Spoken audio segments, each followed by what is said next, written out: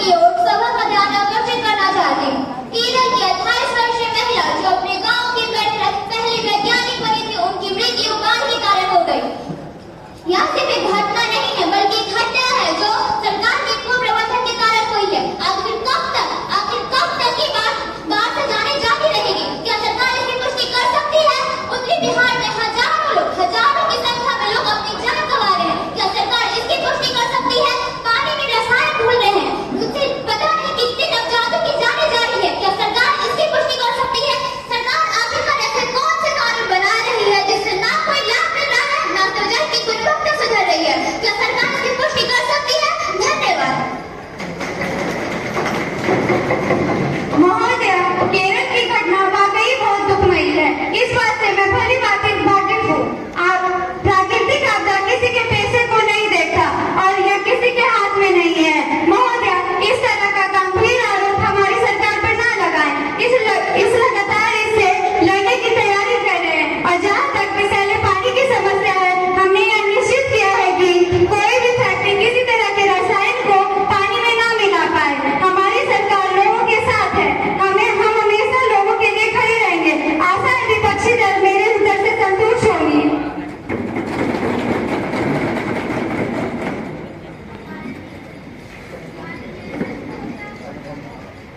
माननीय अध्यक्ष महोदय, मैं इस सदन का ध्यान हाल ही में हो रही रेलवे दुर्घटनाओं की ओर आकर्षित करना चाहती हूँ।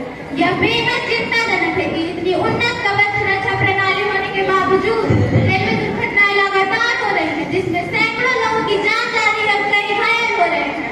कवच का उद्देश्य है ट्रेन संचालन को सुरक्षित बनाना और दुर्घटनाओं को रोकना। फिर भी हाल के कुछ हादसे यह सवाल उठाते हैं कि क्या यह प्रणाली प्रभावी ढंग से काम कर रही है। मैं माननीय रेल मंत्री से इस बारे में स्पष्टीकरण चाहूंगी कि आखिर क्यों ये दुर्घटनाएं हो रही है और सरकार इसके लिए क्या कदम उठा रही है।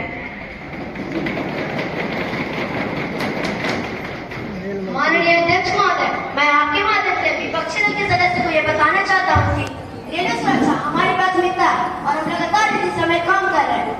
कवच प्रणाली एक उन्नत तकनीक है जिसे रेल संचालन को सुरक्षित बनाने के लिए विकसित किया गया है। इसका उद्देश्य ट्रेन टकराव को रोकना, ट्रेन ओवर स्पीडिंग रोकना एवं संकेतों का पालन सुनिश्चित करना भी है।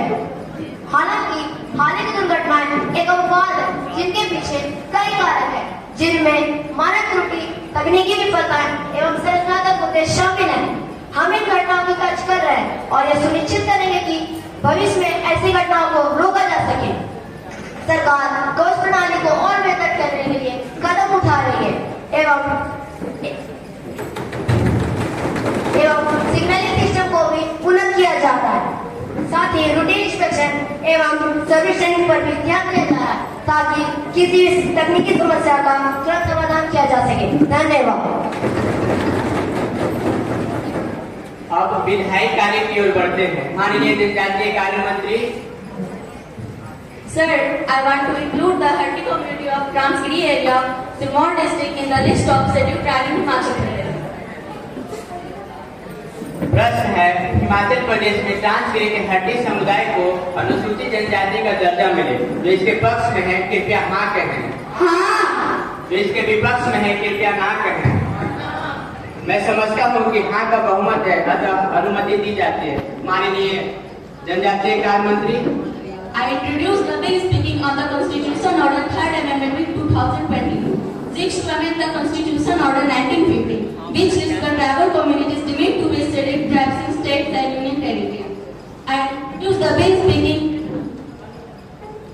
I beg to the inclusion of Hatti tribe in the Transgiri area of Sirmaur district in the list of scheduled tribe in Himachal Pradesh, have been pending for a very long time, and their inclusion to the list help them in providing long pending justice. Thank you. माननीय Pankaj.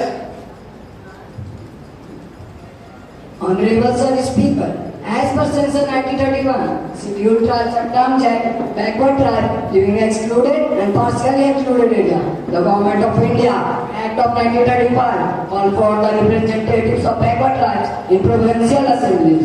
I want to notify you that they are demanding scheduled tribe status in 1967 when tribal status was accorded to people living in Josar Pawar, Uttarakhand, which shares a border with Sirmaur district.